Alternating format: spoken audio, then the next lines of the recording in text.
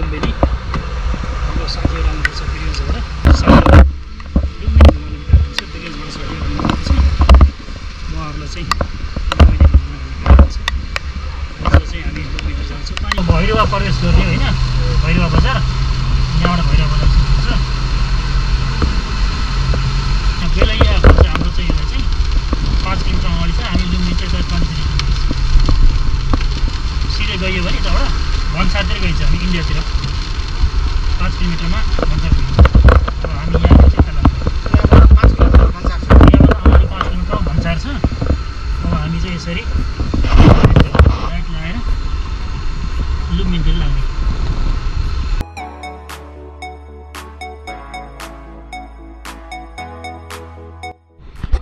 Airport एरियामा आयो होइन यहाँ एयरपोर्ट छ यो एयरपोर्ट चाहिँ अन्तर्राष्ट्रिय विमानस्थल बनाउने भने नि त भइरहेमा हो त्यहाँ जुन टावर देख्नुभयो हो त्यो यो चाहिँ अन्तर्राष्ट्रिय विमानस्थल बनाउँदैछ यहाँ अहिले डोमेस्टिक चल्छ अब यो चाहिँ बनिरहेछ अब बनेर भ्याइनी त कहिले अब त बनेर भ्याइदिन मात्रै थाहा हुन्छ होइन बन्यो भनेर भ्याइयो भनेर र अनि जहिलेसुकै अब चल्छ भन्छ क्या चल्ने कहिले थाहा आयो यो चाहिँ विमानस्थल एरिया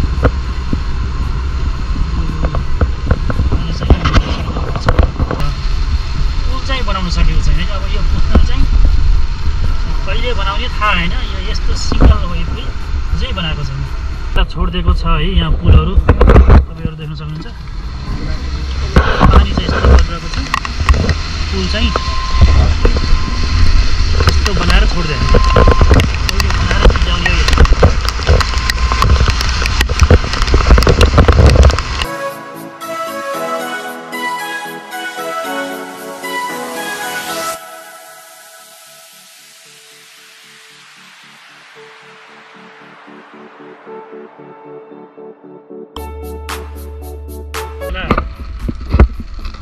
लुम्बिनी आइपुगेको छ लुम्बिनीको यो पार्किङ एरियातिर छौँ अहिले पार्किङ एरियातिर गाडी चाहिँ केही पनि छैनन् अहिले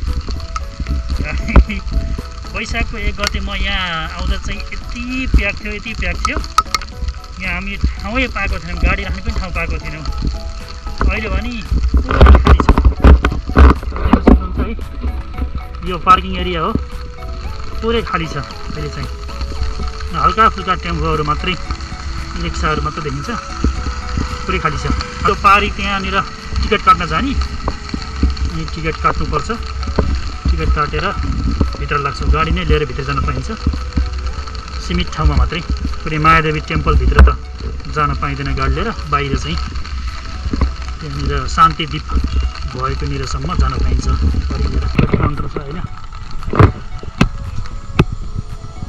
यो टिकट काउन्टर भयो यो टिकट लिने ठाउँ भयो टिकट खुल्लै छ मन्दिर सबै खुल्लै छ भन्ने कुरा सुनियो कि हामीले पाइन्छ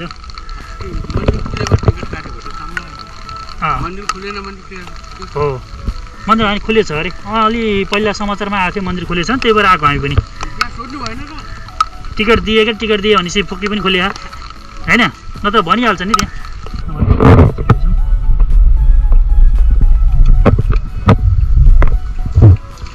यो टिकट छ नि यो टिकट इन्ट्री गराउनुपर्छ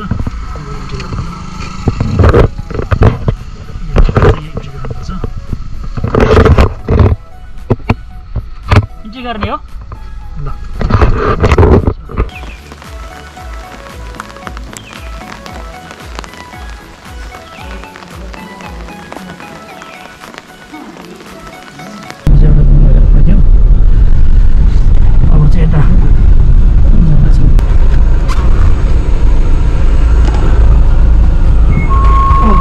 मात्रै पाइन्छ यहाँबाट सबै हिँड्नुपर्छ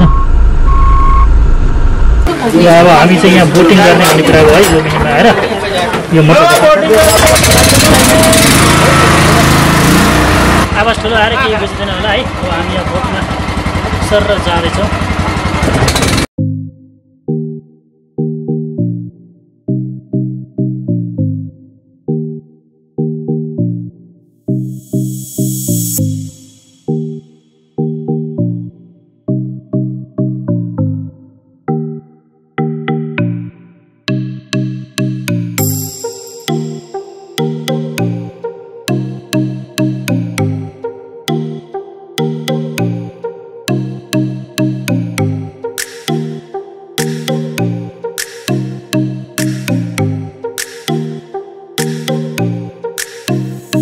भर्खरै हामी चाहिँ यो बोटिङ यहाँ डुङ्गा रहेछ है, डुङ्गा चढेर आयौँ।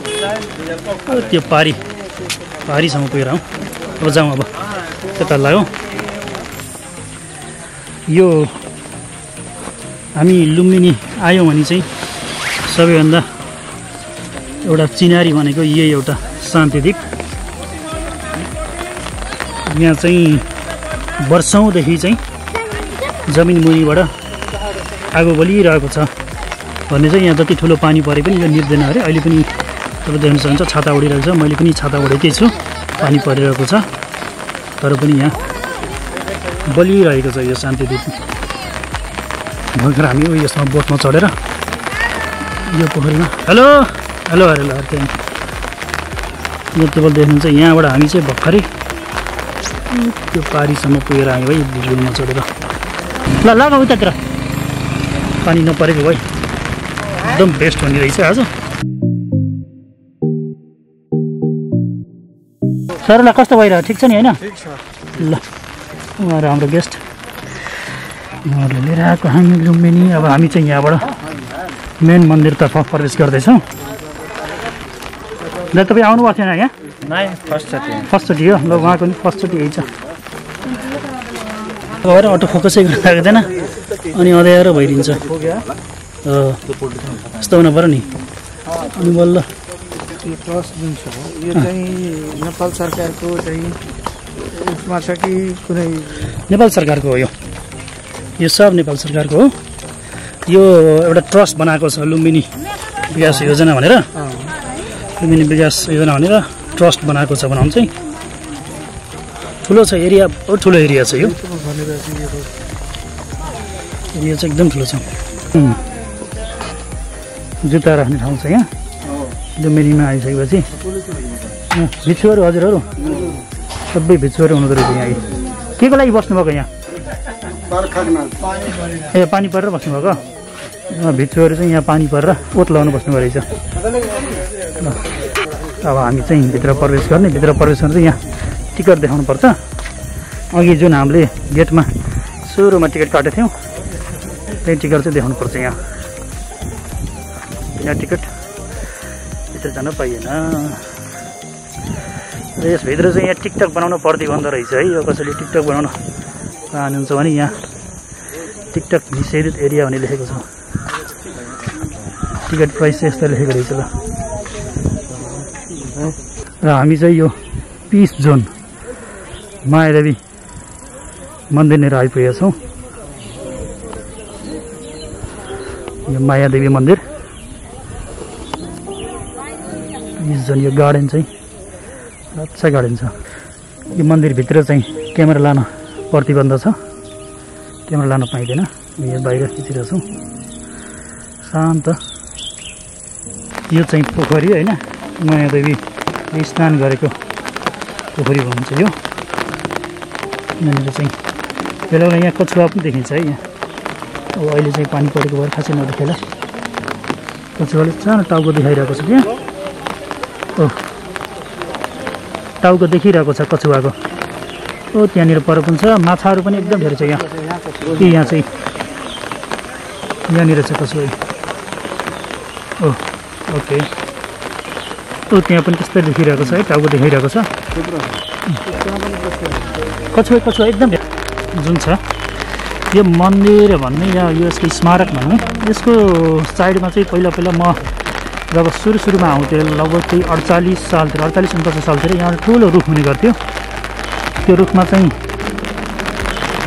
मयुरहरू खेल्थे, मयुरहरू देखिन्थ्यो। पहिला चाहिँ हामी यहाँ आएर यो यहाँबाट छिर्ने भने घरमा हुन्छ भनेर हामी यहाँबाट छिर्ने कोसिस गर्थ्यौँ। छिर्थ्यौँ पनि सानो सानोमा त है, तर अहिले त पुरै बन्द गरिदिएको दिँदैन। यहाँबाट छिर्ने भने चाहिँ यो यति सानो पलबाट एउटा कुरा गर्दै त हुन्थ्यो है नेपालीलाई। यहाँबाट छिर्ने भने धर्म हुन्छ भनेर हामी छिर्ने कोसिस गर्थ्यौँ। यहाँ यो अशोका स्तम्भ, अशोका स्तम्भ यो भारतका प्रख्यात राजा अशोकाद्वारा निर्मित अशोका स्तम्भ भनिन्छ हामी यो होइन।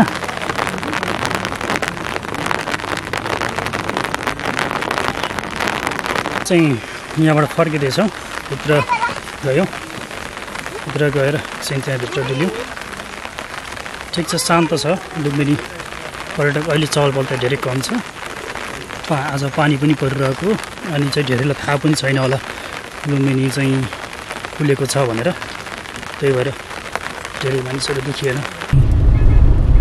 एकछिन घुमेर हामी फर्क्यौँ कस्तो भयो तपाईँहरूलाई कस्तो लाग्यो यहाँको एकदम राम्रो लाग्यो राम्रो थियो होइन यहाँ पहिलोपटक हो तपाईँहरूको होइन पहिलोपटक सबैजनाको पहिलोपटक हो ठिक छ अब यस्तो भयो कि आज यहाँ पानीले गर्दाखेरि अलि डिस्टर्ब गऱ्यो पानी नभएको उतातिरको अलि मोनास्ट्रीहरू पनि अलि दुइटा थिए क्या र हामी चाहिँ अलिक ढिलो पनि आयो फेरि बिहान तर दिनभरि घुमेर पनि सिद्धिन्न फेरि यहाँ यो जुन हामी हेऱ्यो नि हजुर यो तपाईँको मूर्तिभन्दा राम्रो चिज यो त्यो शान्तिदीप होइन बोलिरहेको तपाईँलाई त्यो मन पर्यो हो मलाई पनि सुरुमा चाहिँ लुम्बिनी आउँदा चाहिँ कसरी बोलेको होला भन्ने जस्तो लाग्थ्यो क्या यो कहाँबाट यसरी बोलेको होला के शक्ति होला यस्तो भन्छ तर पछि ग्यास छ भन्ने सुनिएको छ है अब यो ग्यास पाइपलाइन दिएको छ अनि त्यहाँबाट चाहिँ बत्तीका ग्यासले दिएको भएर त्यहाँ आगो चाहिँ बलिरहन्छ भन्छन् एक्ज्याक्टली के हो ट्याक्कै थाहा छैन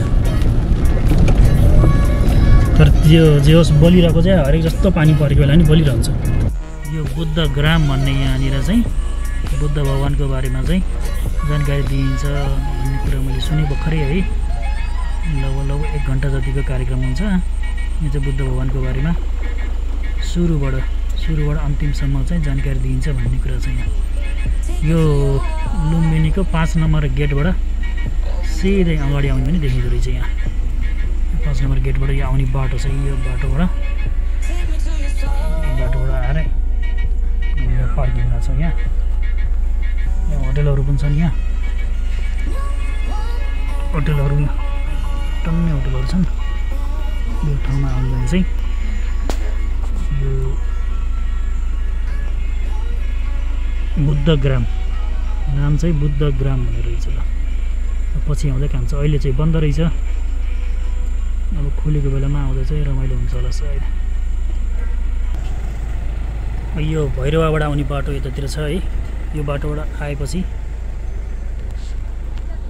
यो पर्सा चोक यहाँ पुलिस पिट पनि छ यताबाट लेफ्ट गएपछि 3, 4, 5 नम्बर गेटतिर गइन्छ भने यता हामी सिधै यो बाटो गयो भने 8 र 9 number gate plus white temple त्यतिर लागिन्छ ल अब हामी चाहिँ भैरवतर्फ फर्किँदैछौँ है ल